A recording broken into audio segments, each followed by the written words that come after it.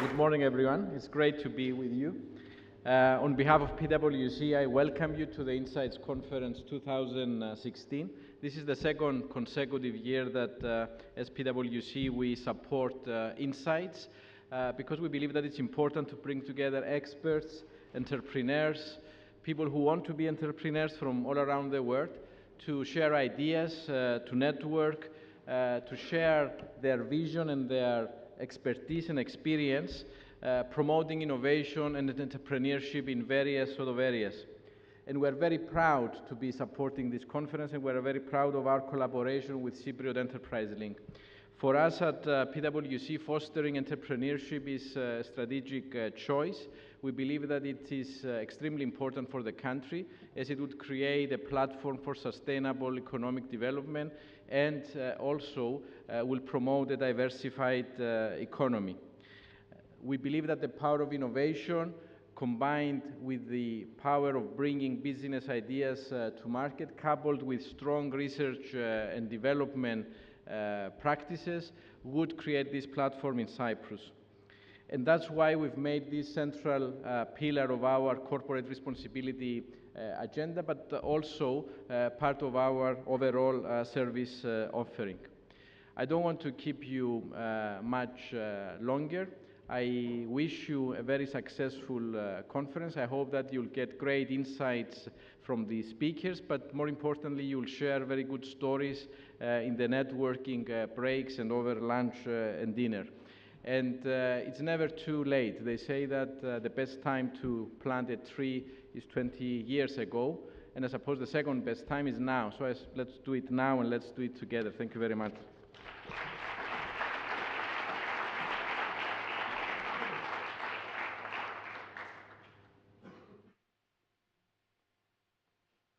Thank you, Mr. Evgeniou. PwC is our partner for the second time, as Mr. Evgeniou said. We're very fortunate to welcome a new partner for the first time, our partner in innovation, which is the Bank of Cyprus. And on behalf of the Bank of Cyprus, please, Mr. Michalis Persianis.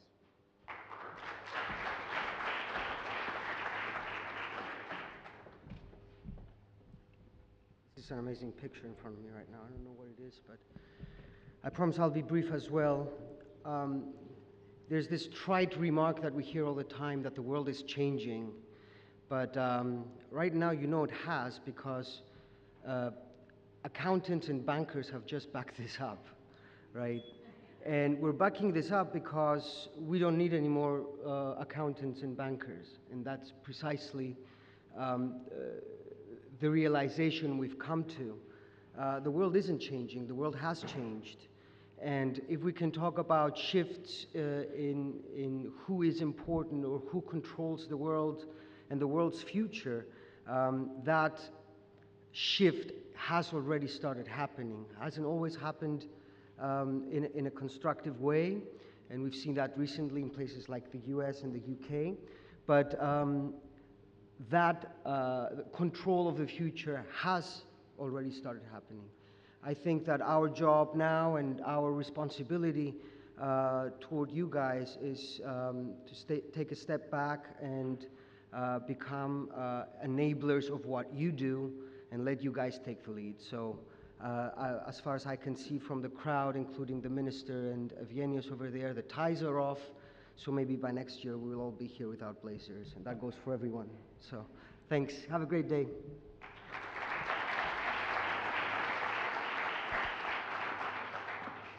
Thanks for that, Michalis. I actually used to work in a more of a corporate environment, so seeing so many people here without a tie and the fact that our corporate partners are being very entrepreneurial, it's very refreshing. We're actually going to invite someone on stage now who we don't want him to be brief. We want him to be a bit powerful and inspirational. Mr. Constantinos Petrides, on behalf of the President of the Republic of Cyprus.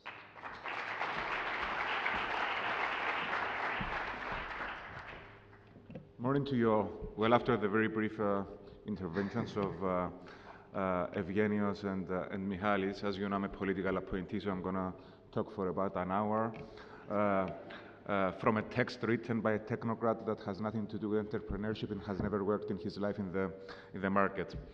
No, I'm just kidding. I'm just here because I believe in a new economy of Cyprus, and I believe that you are the new economy of Cyprus. What is the economy? The economy is the ability of the young people, of the entrepreneurs, to transform ideas into work, into incomes, into job creation.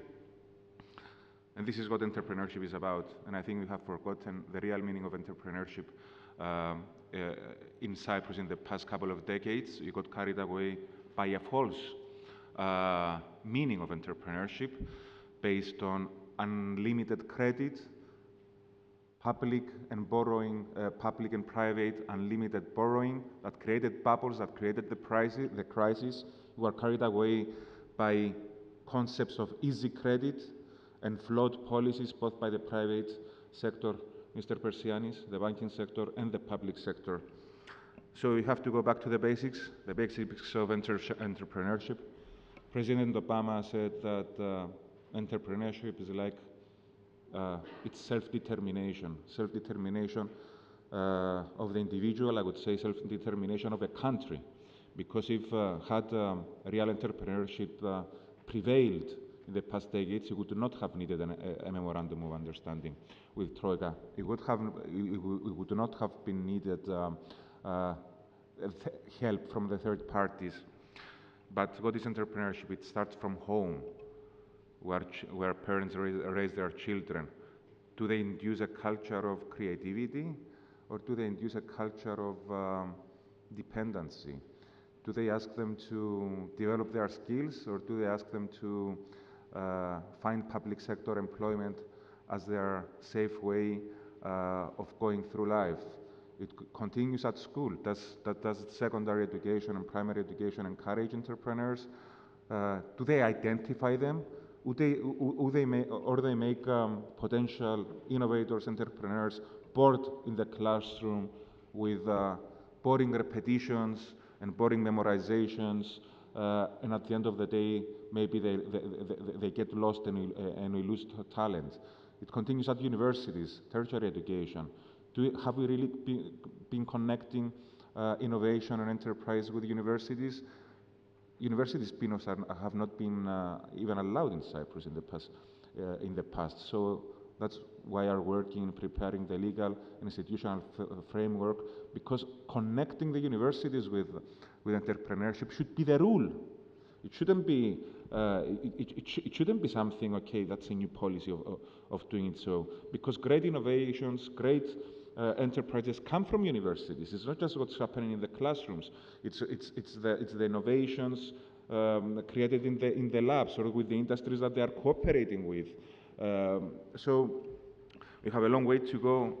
And actually, the Global Entrepreneurship Index was published a few days ago. Cyprus did make some progress, which is satisfactory. But guess where we are lagging behind? In two indicators. Risk acceptance, and this has a lot to do with the culture induced to our children. Don't take risks. Take a public sector job. And opportunity perception. What is that perception about having opportunities in life? And this is cultural. So we are here to change the culture, and that's why I believe in this kind of gatherings, because also the role of the state, it's not enough.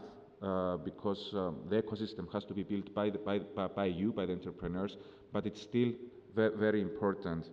The governments have to be the enablers at least, and not the inhibitors. I'm not going to go through the actions we are proceeding with for entrepreneurship. I'm just going to say that great entrepreneurship and innovation, they flourish in an environment of economic freedom, in an environment of a good and attractive legal and tax system where there is ease of doing business, and the environment is there for attracting investments. I'm just going to mention very briefly 2 or 3 of our initiatives which are currently being discussed this month. Actually, the first is the legislation for tax incentives to startups and to innovative enterprises. I think it's a milestone for the Cyprus legal framework. We have studied a lot what's happening abroad, and I think we will be having a very competitive legal framework for tax incentives for startups, and I'm very content to see that it's huge of interest from potential investors, both abroad and at home, after this legal framework will be voted, hopefully next week and before the end of the year. The next one is something like which is coming up in the next few weeks.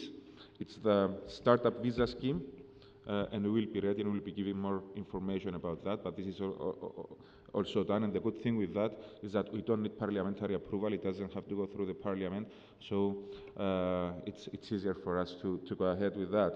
The opening of public data, for the first time we proceeded to such a big project, opening up all the public data to the private sector, and I've seen a lot of young people like you actually in the past months producing economic activity out of their use. So it's something very promising, and I promise that we will continue with that in that area. But it's not about the government, it's about creating the ecosystem. The ecosystem is about young people like you coming together, learning from each other, acquiring experiences from each other, making partnerships with each other, even recruiting from each other, and this is what is lacking in Cyprus. And if it's something that we will have to fight jointly, it's the old mentality, it's the old attitudes.